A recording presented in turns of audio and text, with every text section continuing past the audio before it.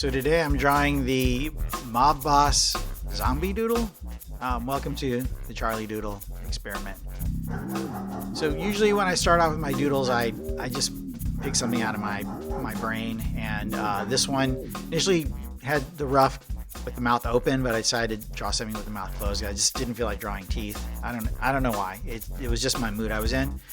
But I wanted to do a long kind of vertical, elongated kind of head on this one. So as I started doing it, I started realizing that it was just starting to take on these characteristics of kind of this old school kind of, I don't know, like the weird thinning hair combed back look.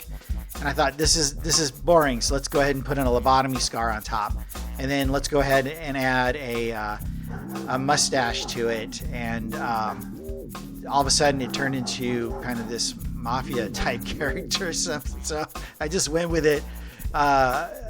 So yeah, and I thought, well, lobotomy, so he's gonna, dead, came back to life, so obviously he's green. Whenever I do the watercolor bases or the watercolor colors, I always like to throw down the yellow as a base. It just makes things pop a little bit more. But pretty simple. Drew the grayed out eyes, orange background.